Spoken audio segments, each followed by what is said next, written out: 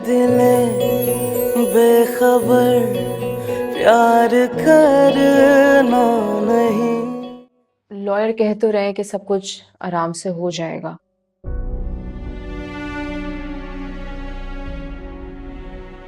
मगर जितना मैं उस फैमिली को जानती हूँ सब कुछ इतना आसान नहीं होगा। क्यों? करिए। सर, जिस शख्स का नाम मीर जाहिद है,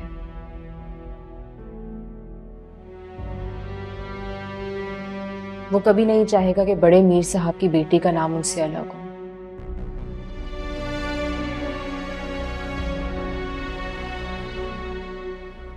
और अगर अलग हो भी जाता है तो पीछे से उमैर बचता है।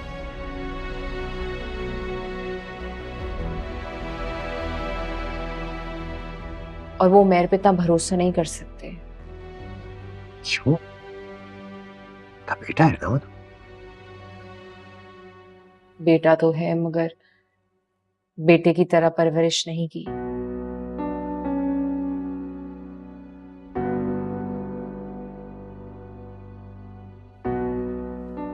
उसकी ऐसे परवरिश की है कि वो अपनी गलती तस्लीम नहीं करता।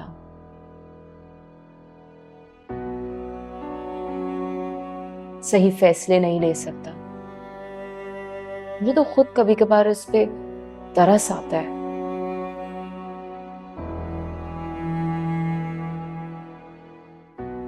सर, कभी कभार जो हकीकत लग रही होती है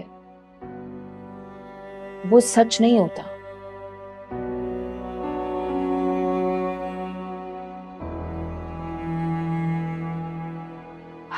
आई विश कि वो ये बात समझ सके।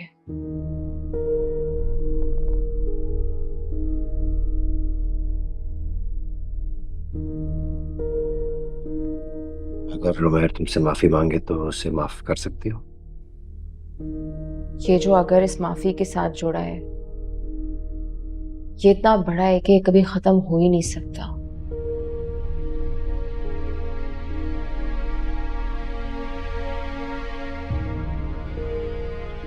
एंड फॉर इंस्टेंस, अगर उमैर मुझसे माफी मांग भी ले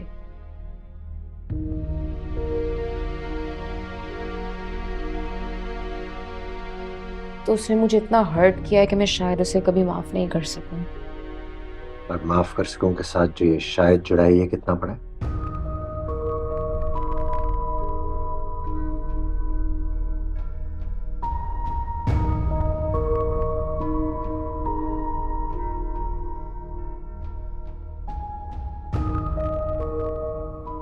सर, फाइल में अगर कोई गलती हो तो बता देगा।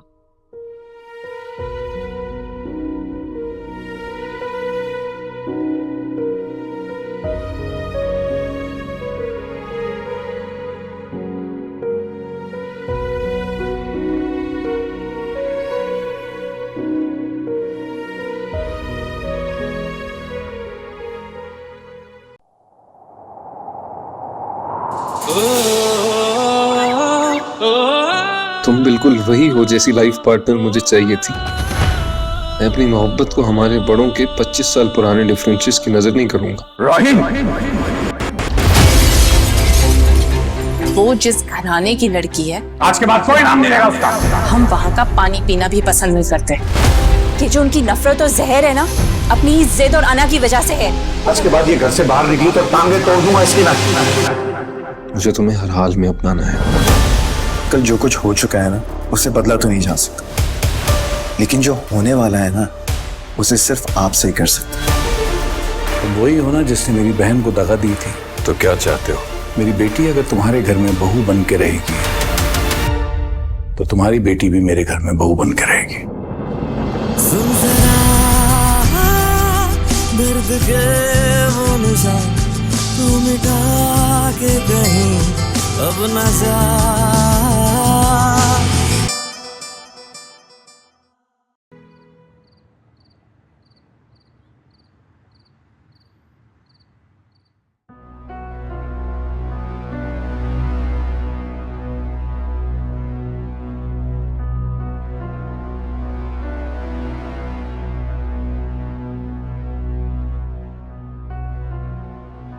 अगर दिखाऊंगी तो कभी हाथ में नहीं आएगा।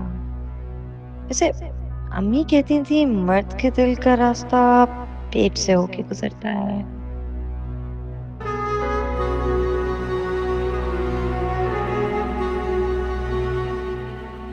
हाँ, सब चीजें उमैर की पसंद की हैं। आज तो मैं मुझसे नाराज हो ही नहीं सकता।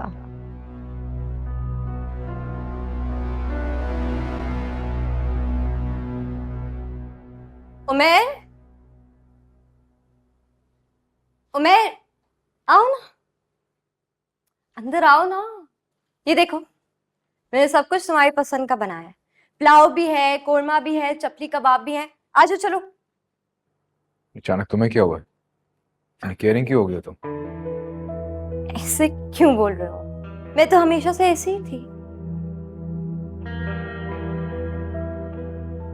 तुम्हें पता नहीं क्यों इतनी खूबसूरत बीवी होने के बावजूद किन चक्रों में पड़े रहे। चक्कर में मैं नहीं हूं, चक्कर सिर्फ तुम्हारे दिमाग में है।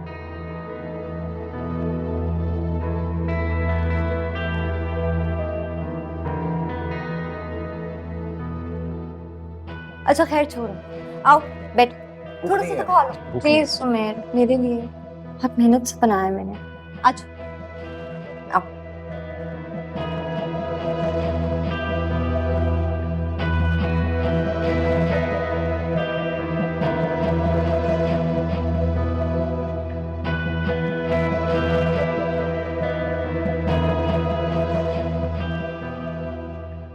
मैं जानती हूँ कि कुछ दिनों से मेरा रवैया बिल्कुल भी ठीक नहीं था।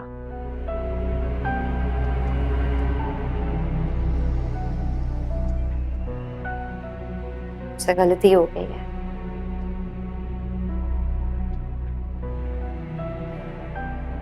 अगर प्लीज तुम पुरानी बातों को भूल जाओ।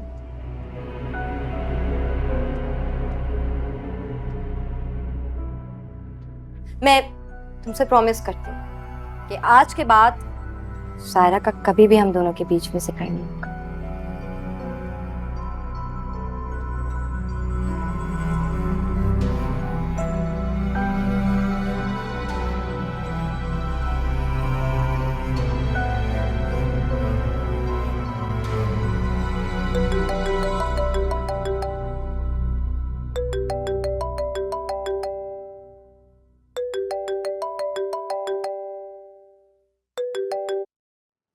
हेलो जी।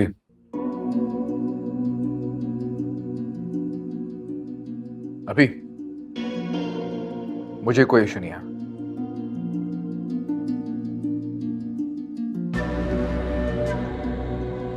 मैं आ रहा हूं अभी।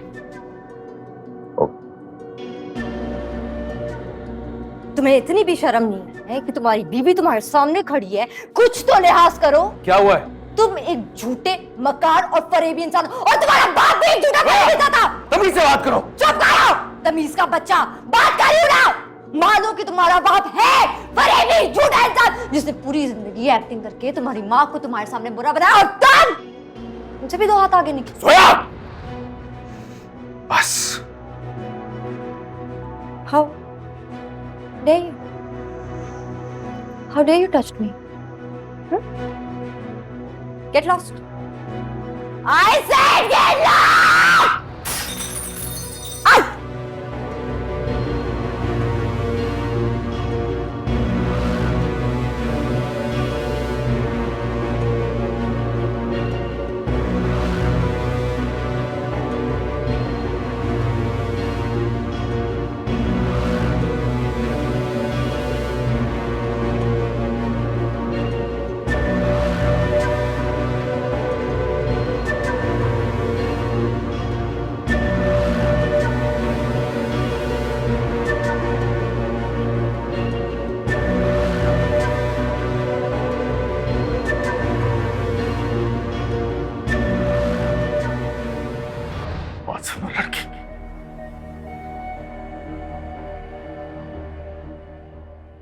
याद रखना मेरी इस बात का, मैं अकेला नहीं मरूंगा, तुम्हें साथ लेकर मरूंगा। खबरदार जो तुमने उमैर को कुछ उल्टा सीधा कहा, अपनी बात से मुकर जाना, अगर नामुमकिन ना तो वहीं जिंदा गाड़ दूंगा मैं।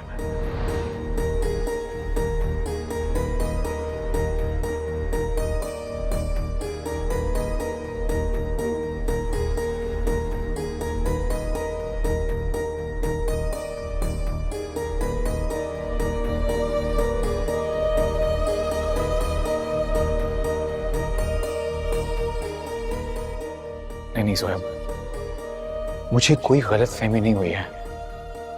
मैंने खुद तुम्हें बोलते हुए सुना है कि आप मीर खानदान को खा गए। कैसे उमैर को उसकी मां के खिलाफ किया जो है, ये सब क्या है जोया? ये इन बातों का क्या मतलब है? देखो उमैर, मैं भैया मामू को अक्सर कुछ ऐसा कह देती हूँ जिसका कोई मतलब नहीं है, और तुम अच्छी तरह जानते हो कि आजकल अम्मी को लेकर हमारी कितनी सारी बातें हुई। तो बस जो मेरे दिल में आया मैंने कह दिया। दिल में है क्या दिया? सोया, तुम जानती नहीं हो मैं अपनी माँ के बारे में क्या सोचता हूँ। तुम जानती नहीं हो कि मेरे डैड मेरे लिए क्या माने रखते हैं। तुम ये सब बिला वजह कैसे बोल सकती हो?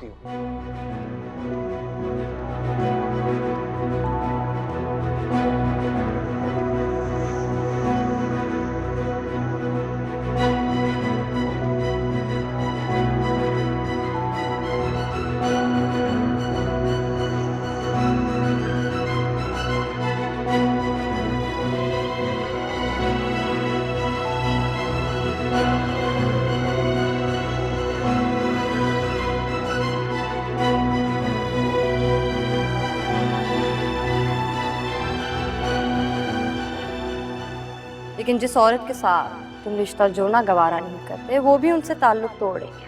कोई ना कोई खराबी तो भैया मामू में भी होगी ना? नहीं, यही खराबी है कि वो सच्चे और खरे इंसान हैं। तुम जैसी औरतों की तरह ना उन्हें ये खेल खेलना नहीं आता। एक बात याद रखना, तुम्हारी जिंदगी में एक ही वफादार औरत है मैं,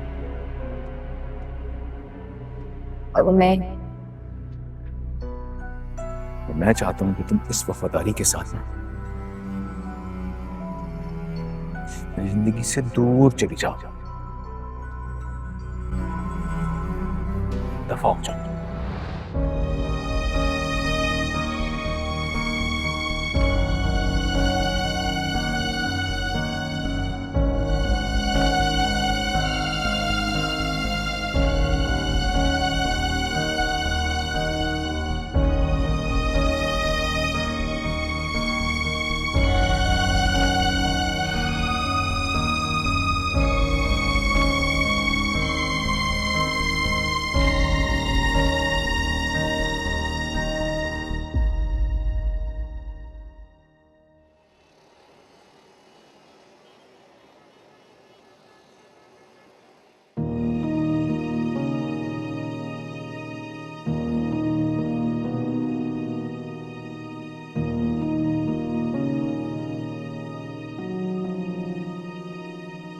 आखिर आपको अकल आई गई। यहाँ की चाय बहुत अच्छी होती है, पियोगे? इसकी जरूरत नहीं है, काम की बात करें। अमाउंट बताएं आप। क्या करोगे मेरी कंपनी खरीद कर? इससे आपको कोई ताल्लुक नहीं है। बेचने वाले का कोई हक नहीं है कि खरीदी हुई चीज के बारे में खरीदार से पूछे। गुड, ये देख के अच्छा लगा कि तुम में कुछ काबिलियत है।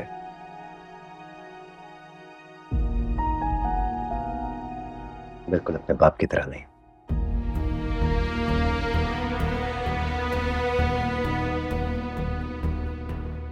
बेहतर यही होगा कि इस कॉन्वर्सेशन में आप मेरे बाप का नाम मत लें।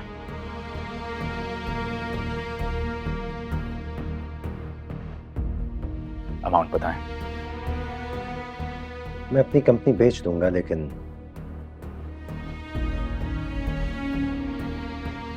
मेरी एक शर्त है।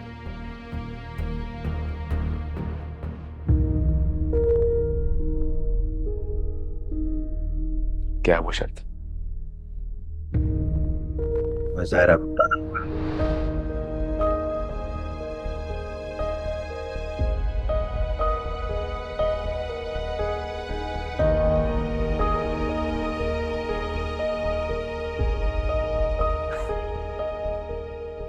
मैं उसे तकलीफ देने के लिए ये कंपनी खरीदना चाह रहा हूं,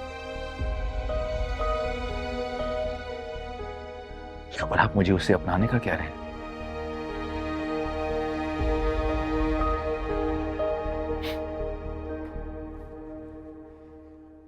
वो लायक ही नहीं है कि मेरी बीवी कहलाई जा सके। लेकिन फिर भी वो तुम्हारी बीवी कहलाती है।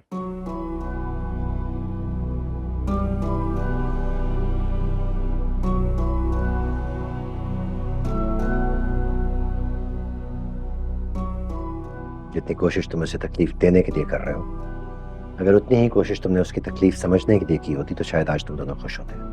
मेरी पर्सनल लाइफ को अगर आपने और डिस्कस किया ना, तो ये मत भूलें कि ये आपका ऑफिस नहीं है, एक रेस्टोरेंट है।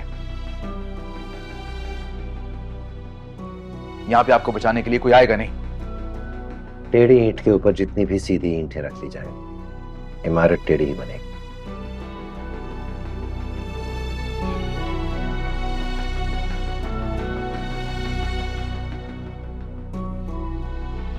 जरूरी नहीं जो तुमने देखा वो सच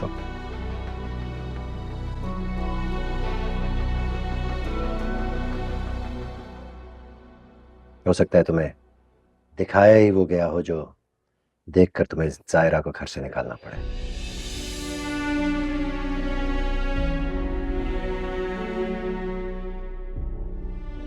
तुम दोनों के खिलाफ साजिश का जाल तुम्हारे अपने ही घर में बिछाया गया है। तुम्हारे फादर ने पहले भी कहा है कि मेरे बाप का नाम इस कॉन्वर्सेशन में मत ले आप। ओके तुम हाइपर हो रहे हो।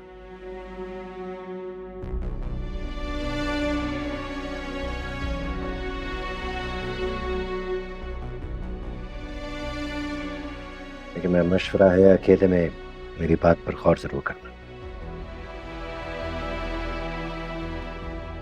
जो इल्जाम तुम्हारी मां पे लगाए गए, अगर वो सही होते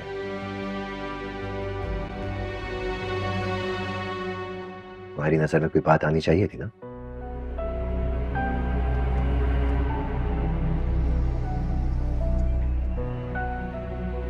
कभी तुमने उसे घर से बगैर इजाजत के बाहर निकलते देखा?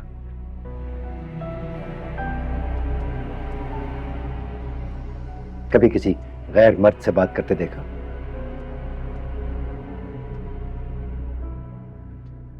कोई ऐसी बात जो तुम अपनी मां के खिलाफ कह सको?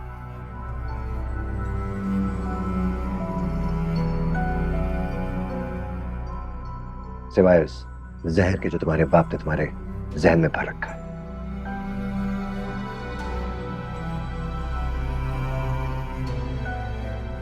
है कुछ?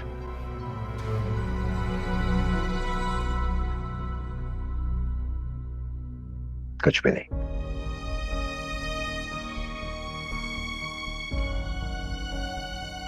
अकेले में मेरी बात पर गौर करना।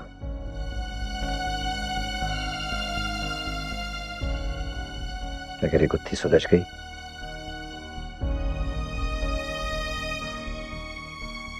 तो सब ठीक हो जाएगा।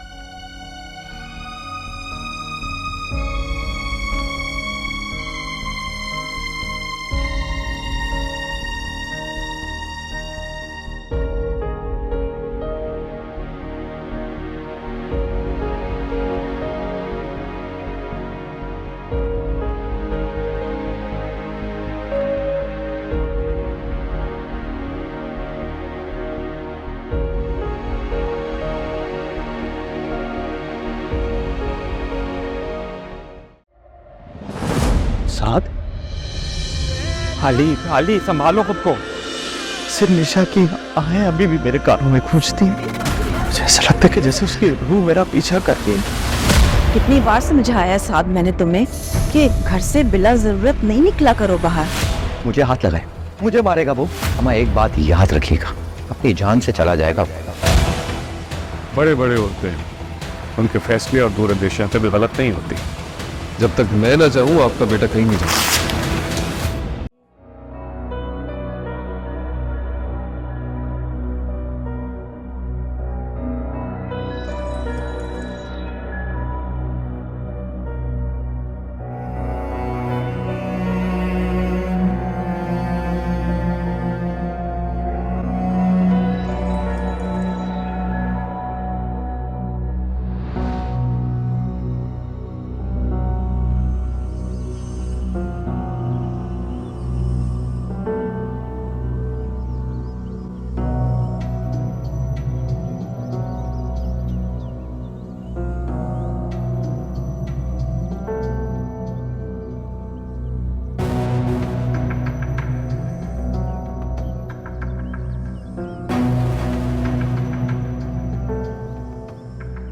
खुदा की शान, कल तक जिस घर में मेरी हैसियत एक नौकर की थी,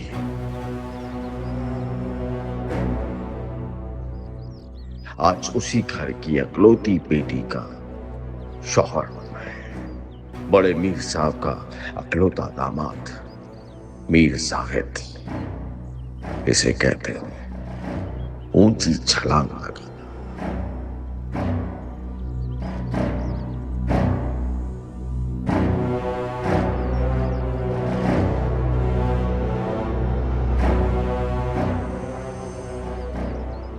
सलाम भाई साहब। वालेकुम अस्सलाम। तुम यहाँ क्या कर रहे हो? तुम नसरीन के साथ अंदर नहीं थे? बड़े साहब मैं यहीं ठीक हूं। आपने मुझे अपना दामाद जरूर बनाया है, मुझे इज्जत बख्शी है, लेकिन मैं जिंदगी भर आपका दावेदार रहूंगा। आप लोग चलें। आपका नमक हलाल रहूंगा। मैं अपनी औकात कभी नहीं भूलूंगा। ऐसे ना सोचो, अब तुम इस घर के दामाद हो। तुम्हारी हैसियत उसी वक्त बदल गई थी जब तुम्हारा नसरीन से निकाह हुआ था। बल्कि मैं तुम्हारा शुक्रगुजार हूं कि तुम्हारी वजह से मेरी इज्जत। अरे नहीं बड़े साहब, मुझे गुनाहगार ना कीजिए।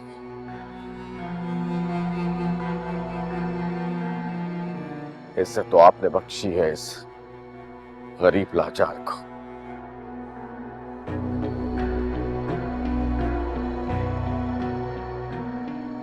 आपकी इज्जत की खातिर निकाह तो कुछ भी नहीं है। आपका ये खातिर आप पे जान भी कुर्बान कर सकता है। आओ अंदर चलो, जनान खाने में तुम्हारा इंतजार हो रहा है। आओ।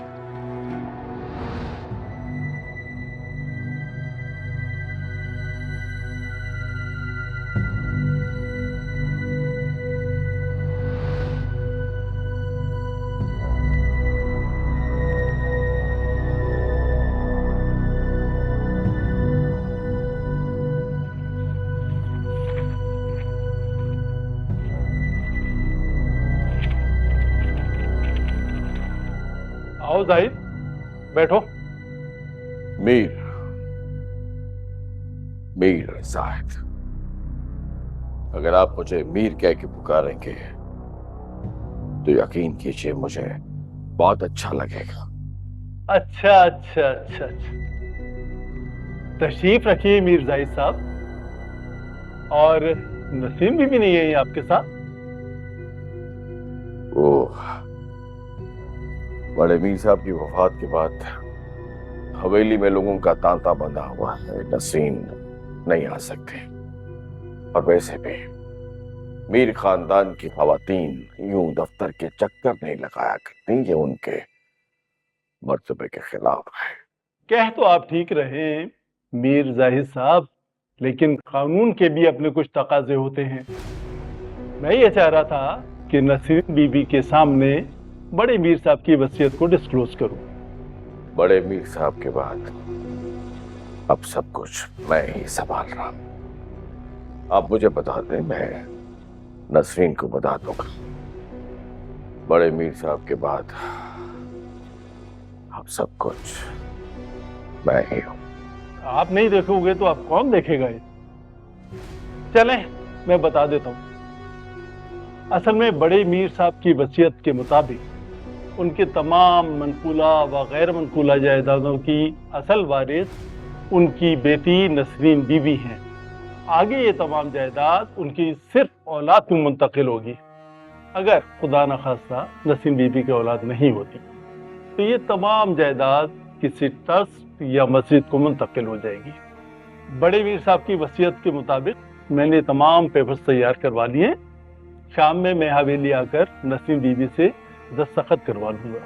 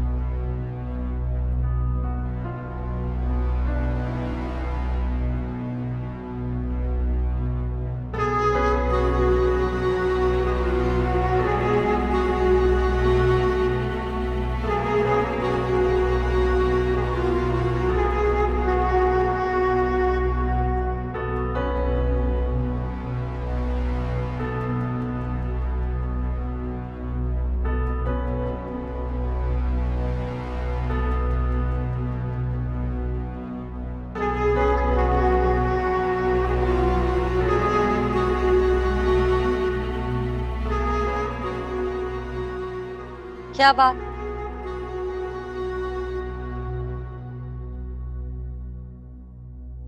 बड़ा सोचा जा रहा है। अब क्या नया खेल खेल रहे हैं आप? खेल?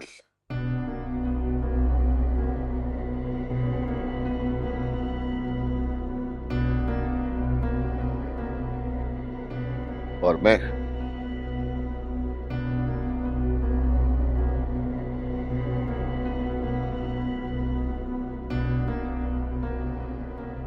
खेल मैं नहीं,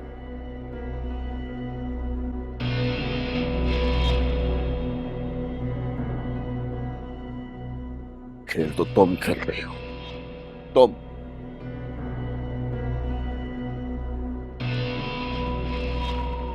तुम्ही ने उमैर से कहा है कि मुझे और नसरीन को अलग हो जाना चाहिए।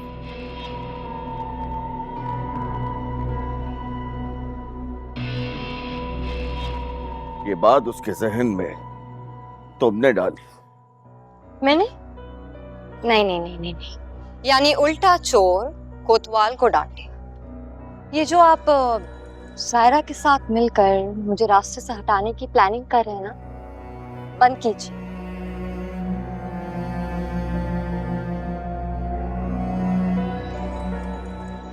वरना आपके सारे काले करतूत मैं उमैर के सामने खोलकर रख पाऊंगी। हाँ,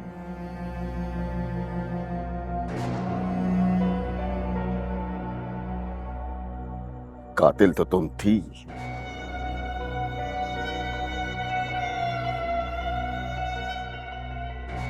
चोर भी हो, और बहुत बड़ी चोर हो तुम।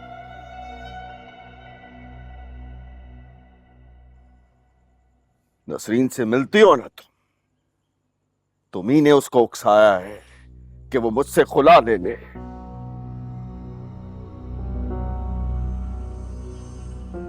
वरना जिंदगी गुजर गई, कभी उसे खुला का ख्याल नहीं आया। ये सब तुमने किया है। अच्छा है, अच्छा है आपसे अलग हो रही है।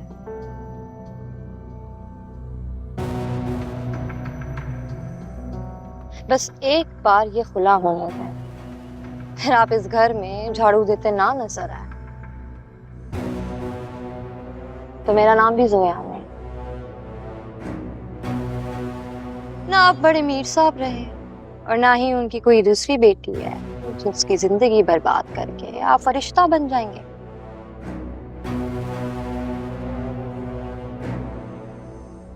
क्या ख्याल? नहीं?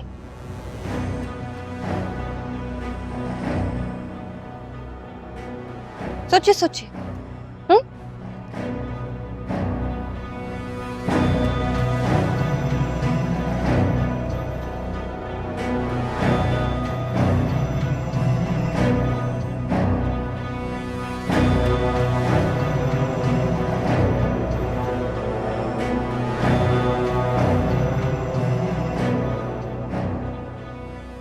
सर, मेरे हिसाब से तो ये केस बहुत सिंपल है सर। कोर्ट बहुत आसानी से इसका फैसला दे दी और हमारे पास कोई दलील भी नहीं है इसकी। उनका केस बहुत सिंपल है सर। लेकिन कोई रास्ता तो होगा। नहीं सर, अव्वल तो ये कि पैसों का क्लेम हम कर नहीं सकते। दूसरा ये कि जिनकी जायदाद थी वो खुद उमैर साहब के नाम करके चली गई। अगर उन पे हम इल्ज़ाम लगाएंगे तो भी ये केस नहीं बना पाएंगे कि उनका आपके निकाह में रहना ज़रूरी है।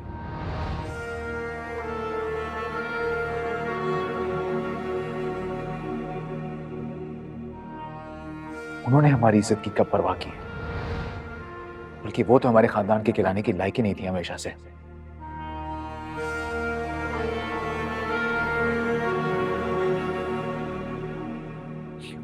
आप फिक्र मत करें, बिजनेस के मामले में हम टोटली सिक्योर हैं।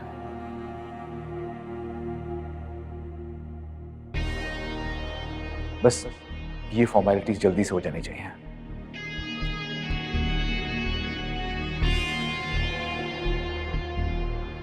पहली पेशी में ये किस्सा खत्म हो जानी चाहिए।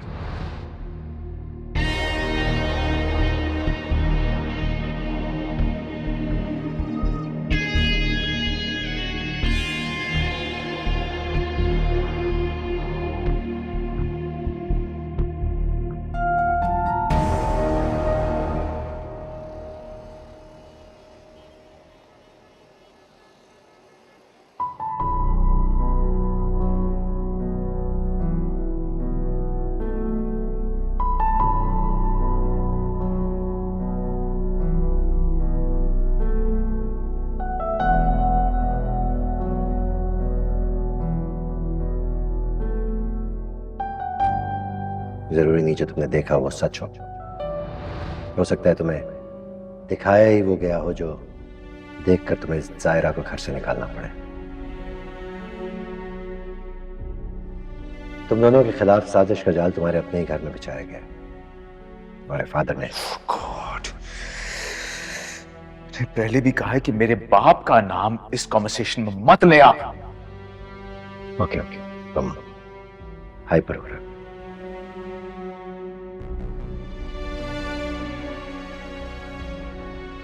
लेकिन मेरा मशवरा है अकेले में मेरी बात पर गौर जरूर करना।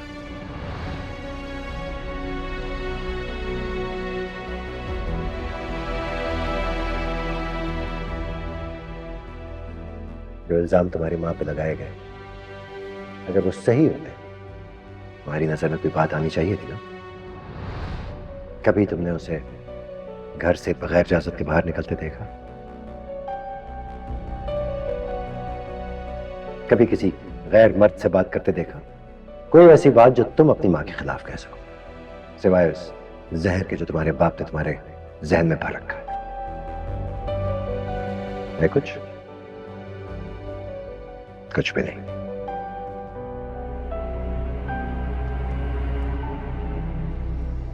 अकेले में मेरी बात पर गौर करना।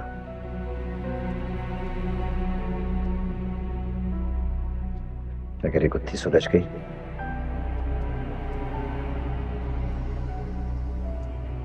तो सब ठीक हो जाएगा।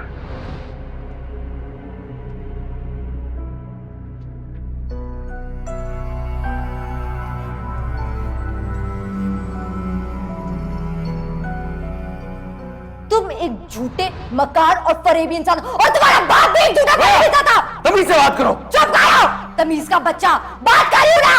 मानो कि तुम्हारा बाप है फरेबी झूठा इंसान जिसने पूरी जिंदगी एक्टिंग करके तुम्हारी माँ को तुम्हारे सामने बुरा बनाया और तुमसे भी 2 हाथ आगे निकले। सोया!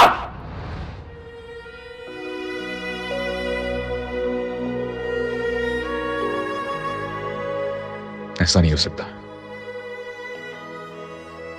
ये सब झूठ बोलकर मुझे डैड के खिलाफ भड़का रहे हैं। डैड ऐसे हो ही नहीं सकते।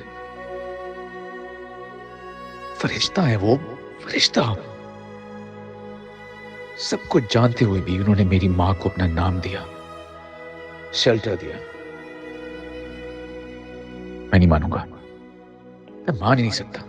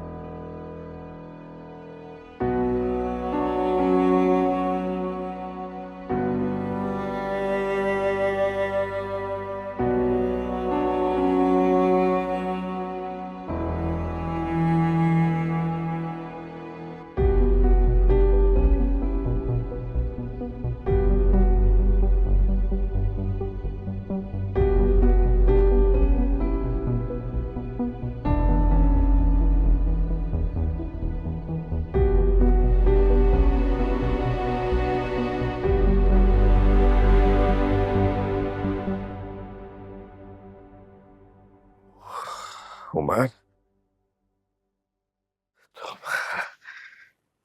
मैं तो डर ही गया था यार। आपको याद है डैड, बचपन में मैं भी डर जाया करता था। मैं जब डरता था तो आपके पास कमरे में आपके साथ लेट जाया करता था। आपको याद है ना? वो साथ ही होता था तुम्हारा कमरा।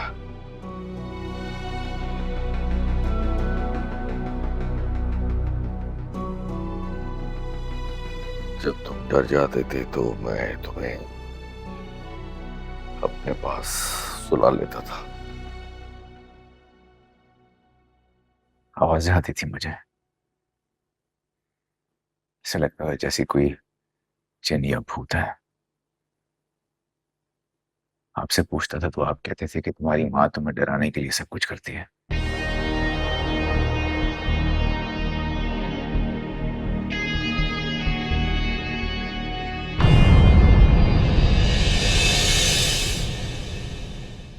ऐ दिले बेखबर प्यार कर